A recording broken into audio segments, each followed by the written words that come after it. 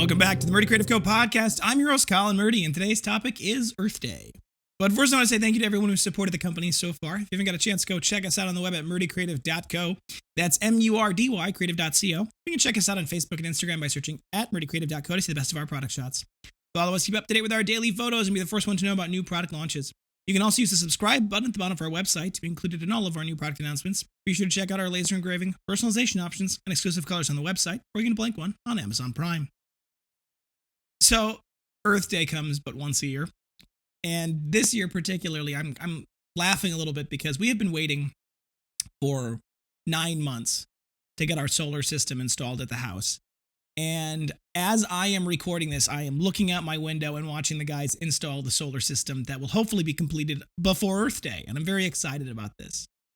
And when I first contacted the gentleman selling the solar systems, and I said we wanted to get one installed, he said, "Oh, well, that's cool." And we talked for a little while. He said, "So what brought you to solar? What brings you to solar?" He says, "Are you looking for the sustainability, the health conscious, the earth consciousness?" And I said, "No, I think that our civilization as we know it is going to collapse, and our infrastructure is going to fail, and we're not going to have power coming through the power lines. And I'd really like to have electricity during that time." And he goes, "Oh yeah, we've had a lot more of you guys recently." So yeah, he was whatever way you get there. And I laughed so hard because I'm like, well, if I'm crazy, at least I'm crazy in a way that everyone seems to enjoy. But no, really, I actually do think that this solar system is going to be a great option for us. It helps had a lot of redundancies. We live out in the middle of nowhere. And frankly, if there were to be some sort of cyber attack on our grid system in the United States, which, seems far-fetched, but, all of these things seem far-fetched until they happen. I think the country where I live this countryside is going to be the last thing to get power returned to it. So I'm glad that we're getting our solar system installed. And that's a personal anecdote.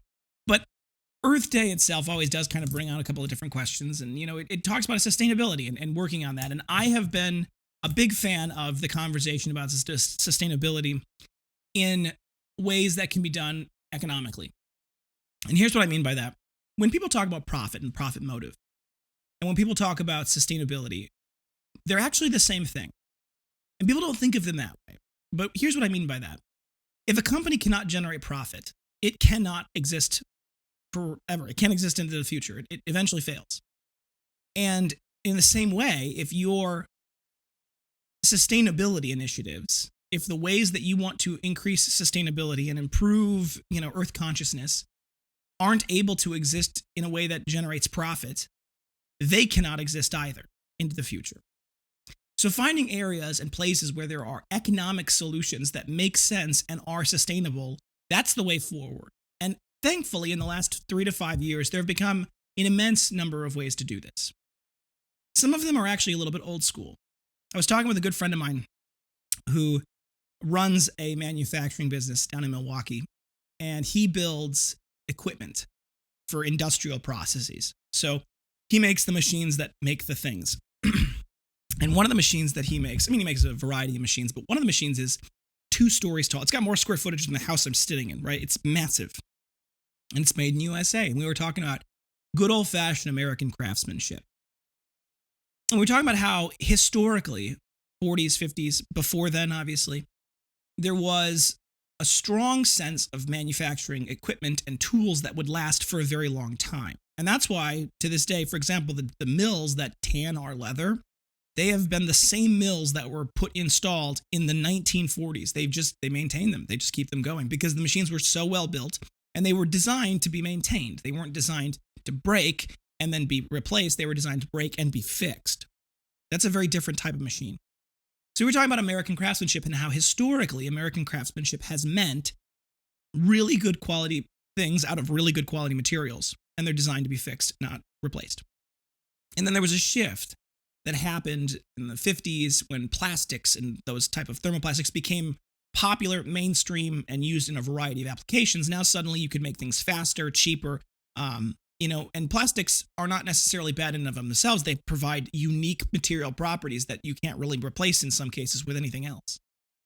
But because of their expansion and into the world, and they really did become the primary form of packaging, right? Because they were very easy and very cheap to make in large quantities. And they actually had a lot of great properties. right? They were waterproof in every case. They were waterproof, and they had, a lot of long life on the shelf, which was valuable if you're trying to create things that are going to have a long shelf life. And we saw a rise of plastics in everything. But what ended up happening is plastics have a tendency to fail quicker than, for example, a metal alternative. Not always, and obviously certain applications are exceptions, but as a general rule, if you've got a plastic toy and a metal toy, the metal toy is going to last longer. And this kind of led to an interesting rise in this kind of consumer and trash mentality that was very prevalent in the 70s, 80s, 90s, into the early 2000s. And then there's been this really strong shift away from that back into quality craftsmanship out of materials that are going to last a very long time. And if that's not possible, then figuring out ways to make them biodegradable and recyclable. And so for us, I'm very excited that the Murdy Creative Company is part of that new tradition, where the resurgence of that quality thing that you buy and you have it for life. Now, the good news is that the leather that we use would have otherwise been bio-waste. The meatpacking industry produces far more leather and far more hides than the leather industry could possibly ever use. So most of them become biological waste, which means that the product that we are using is quite literally waste converted into something that will last for generations. The leather we use is beautiful, it's stable, and since it's tanned in the United States, it has to follow all of the EPA regulations around proper disposal and proper care so that it doesn't damage the environment. Beyond that, the leather itself is able to be refilled with refillable inserts, and the inserts that we use are paper, cardboard, things like that, things that would biodegrade or be destroyed, of their own accord over time. So we're not necessarily allowing for it's not like we've got a plastic binder that's filled with plastic things that are going to, need to be replaced with other plastic things. All of this to say that I think that the new tradition of sustainability that is coming around with my generation and the generations to come has created a shift in mentality. And it's a lot of little things that start to add up. For example, we transitioned all of our packaging into, and we've continued to transition away from anything plastic. For example, the plastics that we now use, the little baggies that we use for some of our accessories, those are biodegradable and will completely degrade within 6 years. I think that's really cool because when you look at them, you can't tell that. When you hold them, you can't tell that. But the plastic itself is designed and tested so that it is a specific type of plastic that will 100% degrade into nothing in 6 years, which is cool, right? And that world of plastics that are biodegradable is growing rapidly. And it's becoming to the point where it's cheaper for us to buy that plastic than it is for us to buy traditional plastics. For example, we've also switched all of our packaging to cardboard, paper, and now we just recently switched. This was the last piece. It was the tape. The tape that goes on our boxes is now paper tape with a water-based adhesive. Now, I wasn't willing to sacrifice the quality of our packaging, so I wanted to make sure that it was the best stuff, but it is. It is the best stuff for the process. And so now we've got a tape, cardboard, and a paper insert. All of those things are biodegradable on their own. The only thing in there that's not biodegradable is the Tyvek envelope itself. Now, Tyvek is actually a special type of woven HDPE.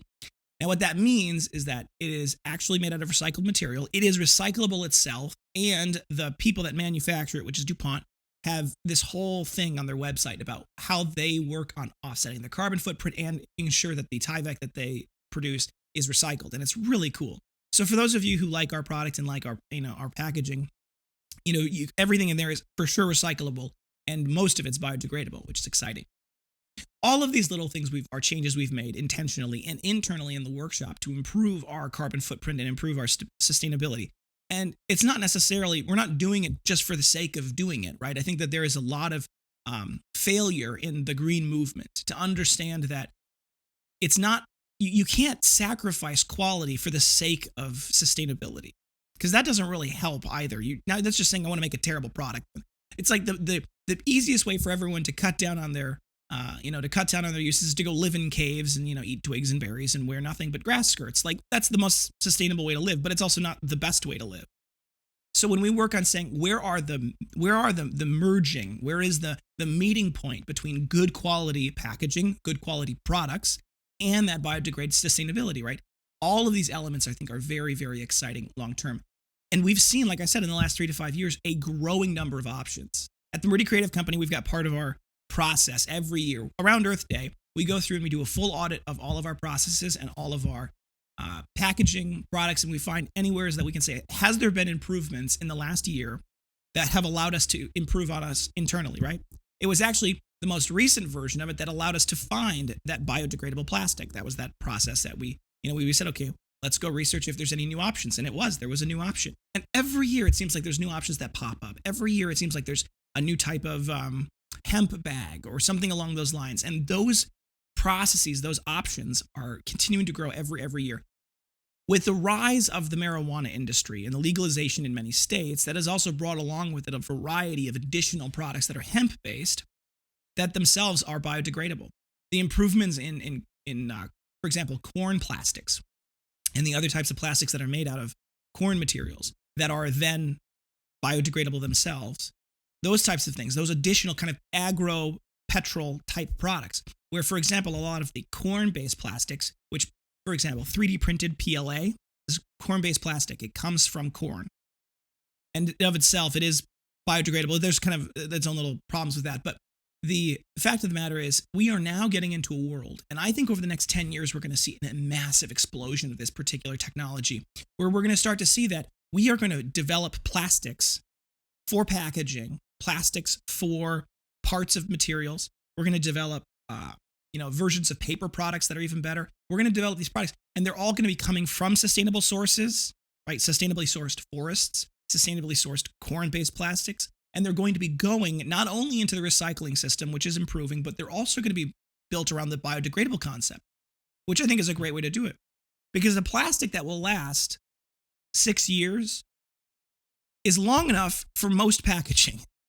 That's long enough for most of the things that you're going to see on the grocery store shelf. It's going to be long enough that you're going to see for most of the stuff that you're going to have when you're shipping things. So those kinds of plastics, where they're able to be made, they last long enough to work, which is a key part of this. They last long enough to do their job well, and then they biodegrade over time and don't leave microplastics in the environment. Those are great innovations, and they're getting cheaper every year, and they are passing current versions of these plastics as far as being cheaper. That is the perfect version of sustainability, because suddenly now it makes no sense to not use them. It is the best business decision to be sustainable.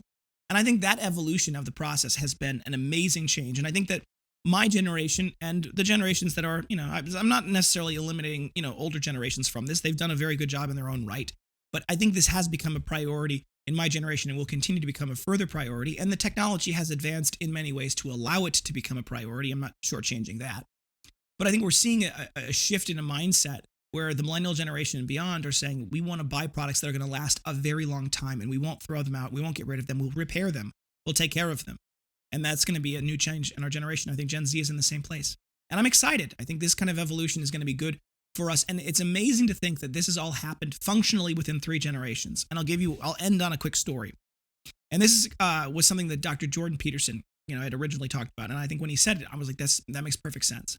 There was a study commissioned by I believe the British Royal Naval Academy. I could keep getting that wrong. It was a science group in Britain in the late 1800s, and they commissioned a study of the oceans to say, is it possible for us to overfish the oceans? And the study came back at the time and said, it's impossible. We don't have the technology to do it. Fish reproduce faster than we could possibly fish them out. And at the time, they were right. Within 30 years, the technology to overfish the oceans was in its infancy, and it was beginning to work. Within 40 years after that, it was very prevalent and a problem. And within 40 years after that, in the late 90s, suddenly we realized maybe we should stop doing that. So if you think about that, in basically the course of 100 years, 3 generations, we went from saying it's impossible for us to do this thing to being able to do it and then saying maybe we shouldn't do it. And within 120 years after that point, we've now gotten into a situation where a lot of I would say the majority of people are saying, I'm willing to make decisions that are going to be sustainably conscious as long as they aren't, wildly crazy, right? As long as they're not, too far out of the possible, out of the realm of the possible. And I think that is an amazing thing, because that's a blink of an eye in the course of history, in the course of human history. 120 years is a blink of an eye. So to say that we've gone from not being able to destroy the planet to being able to destroy the planet and then saying, well, maybe we shouldn't destroy the planet in the course of, 3 generations, 4 generations is impressive. I think it is. And I think we should keep in mind that will continue to improve into the future, and we are making progress. And I think it's exciting. And I think technology is going to be a big part of that, because technology is what has allowed us to say, we're going to make plastics from corn that are cheaper than plastics that come out of the oil of the ground. That's amazing. And we're going to continue to do that. And I think as a business owner, I won't sacrifice the quality of my product. We will produce the best quality product.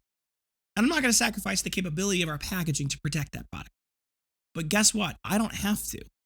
I don't have to sacrifice any of that to be able to say that we have got good, sustainable solutions. And I'm excited about that. All right, folks, thanks for tuning in today. Be sure to check back in next Tuesday for our next topic. And don't forget to check that subscribe button as well as the notification bell to get notified right away. If you have any questions or concerns about your leather binder, journal folio, or anything else we sell, please feel free to contact us at the main page at murdycreative.co, or you can contact us via Instagram and Facebook. You can text, email, call, direct message, all the usuals. I'll do my best to get back to you as soon as possible. We do appreciate your patience. If you have a quick question or you want to place an order over the phone, please feel free to call us at 414-434-9001. We're available Monday through Friday, 8 a.m. to 4 p.m. Central Time. You can also text us at that number as well, 414-434-9001. If for whatever reason you don't get a hold of us either during business hours or after business hours, please feel free to leave us a voicemail. If you do leave us a voicemail about an order, please include the order number. It starts with S and then goes with a bunch of numbers. That will allow us to quickly triangulate who we're talking to and what the concern is. If you think we deserve it, a good review can go a long way to help us grow a new community. Both a review on whatever podcast app you're listening on, as well as a review on the product itself. You go to murdycreative.co/reviews. You can read a lot of amazing 5-star reviews. There's a button there that says leave us a good review. You click on that, it'll take you to facebook.com/murdycreative.co/reviews. There's a question there. Do you recommend the Murdy Creative Company? You click yes, you write your review. We love them, we read them, I read them out loud to the staff most of the time. Everyone loves them. If for whatever reason you'd leave us a bad review, there's another button there that says get directly in contact with us. It is deeply important to me personally that everyone has a good experience with the company. To that end, we will do anything we can, including refunding, replacing, recapping. We will try to make it right. Give us an opportunity to do so before you leave us that bad review. Word of mouth is the best form of advertising, always has been, always will be, so please tell your friends and family about the company. If you want to get a little something for doing that, log in at the top of our website by clicking on that little person icon.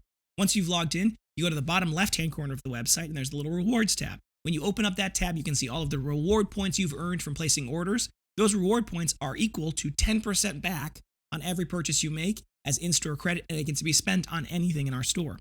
There's also a shareable link in the bottom of that window. That shareable link, when you click on it and you share that with your friends and family, that gives them $10 off their first purchase, and it gives you $10 of in-store credit when they make that purchase. So it's a great way to share the company, helps us, helps you, helps them. If you have any podcast topics you want to hear more about, send them my way. I'm always happy to talk about just about anything, and I want to give you guys what you're looking for, so please feel free to reach out. If you're looking for multiple binders, journals, folios, anything we sell, for gifts, giveaways, menus, really any reason, ask about our bulk discounts. They are built directly into the cart, so all you need to do is add any item you would like to your cart, mix and match to your heart's desire, build that perfect custom package for your needs, and the correct bulk discount will automatically apply at checkout. If for whatever reason you're concerned or confused, or you just want to know more about those discounts, feel free to send us an email at sales@murdycreative.co. That's sales@murdycreative.co. If you're looking for custom engraved items, we have no minimum order quantities and no setup fees. You can get just one you would like. It's a simple flat fee, normally $15, and you can do that yourself with the personalizers built into the website if you would like. So you can go to any product page, you click customize this item. The customizer will pop up. You can upload your logos, you can add text, you can design it, lay it out however you like. Click add to cart, and you can purchase that customized engraved item right then and there, and we'll be able to make it per your specs. If for whatever reason you don't see that customize button, feel free to send us an email, sales@murdycreative.co. We're happy to create a mock-up for you as well as a custom order link for that item, and we'd be happy to help you in any way we can. Thank you guys so much for tuning in. Have a great day, and goodbye.